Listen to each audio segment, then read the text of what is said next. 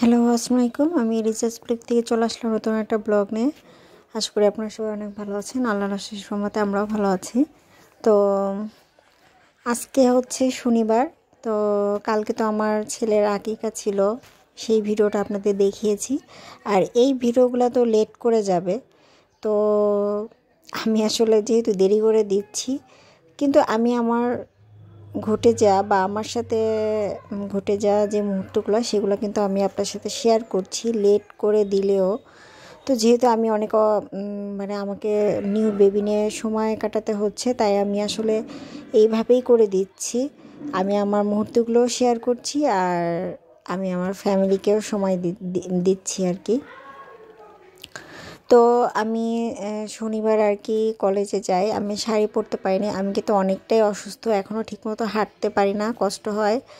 তো আমি আসলে অনেক কিছুই মিস করেছি, ঢাকা ভার্সিটিতে যাইনি কারণ গাড়ি ঢুকতে পারছে না। আর গাড়ি রেখে হেঁটে হেঁটে আমার একদম রাউন্ড দেওয়া সম্ভব না। আর সব কিছু মিলিয়ে আমি আর ওদিকেই যাইনি। আমি আমার ইডেন ক্যাম্পাস সেখানে এসেছি। এখানেই একটু টুকটাক আর একটু ঘোরাঘুরি করে তারপরে ছবি তুলে চলে যাব বাসায়। তো এই যে এখানে আমাদের প্যান্ডেল করা হয়েছে, সবাই আসলে অনেক ফ্রেন্ড সার্কেল, আমার ফ্রেন্ড সার্কেলটা সবাই আসলে আগে ঢাকা ভার্সিটিতে গিয়েছে, এটিএসসি মোড়ে গিয়েছে। কিন্তু আমি যেহেতু ওখানে পুরো রাস্তায় ব্লক করা ছিল, গাড়ি আসলে ঢুকবে না, গাড়ি রেখে আমাকে হেঁটে যেতে হবে বা রিক্সায় আমি বসতে পারবো না, সব কিছু মিলিয়ে আসলে আর হলো না। তো যাই হোক, তো আমি আর কি যতটুকু এনজয় করেছি সেটাই আপনাদের সাথে শেয়ার করছি। তো এই যে আমাদের এখানে প্যান্ডেল সাজানো হয়েছে আলাদা করে, তো এখানে আর কি আসলাম আমরা সবাই। তো এখানেও আসলে অনেক মজা হচ্ছিল, নিজের ক্যাম্পাসে ঘুরে ঘুরে ছবি তোলা। আবার সবাই কিন্তু আবার ঢাকা ভার্সিটিতে গিয়েও ছবি তুলেছে। তো আসলে এই মুহূর্তটা আসলে অনেক আনন্দের একটা মুহূর্ত এবং ভালো লাগা, ভালোবাসার একটা মুহূর্ত। তো সেটা আপনাদের সাথে শেয়ার করছি। আমার যে কোনো ভালো লাগা, ভালোবাসার মুহূর্ত বা কষ্টের মুহূর্ত সবই কিন্তু টুকটাক শেয়ার করা হবে। তো এইটাই।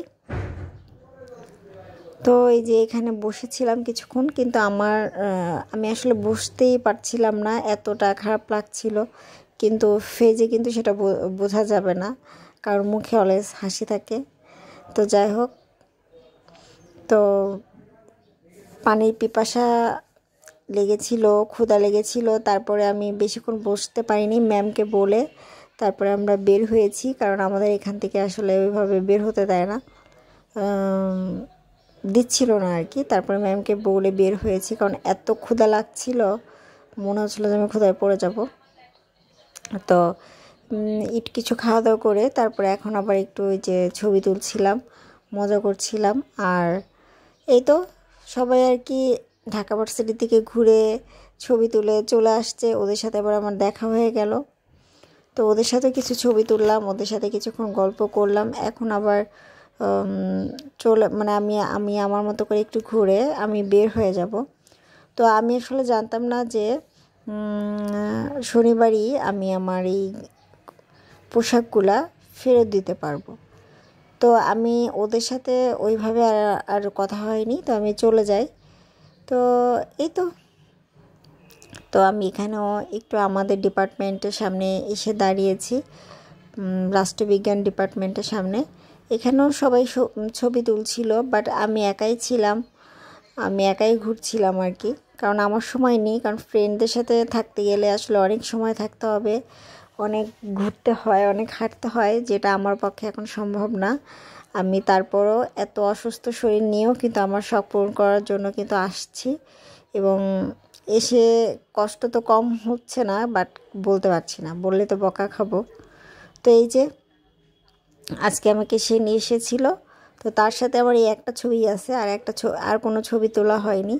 আর এখন আমরা যাচ্ছি। তো আমার ভিডিওটা কেমন লাগলো সেটা অবশ্যই জানাবেন, আমার জন্য দোয়া করবেন, আমার পরিবারের জন্য দোয়া করবেন। যদি ভালো লেগে থাকে আমার এই চ্যানেলটাকে সাবস্ক্রাইব করে রাখবেন, যেন আমার নতুন আরও ভিডিও দেখতে পারেন।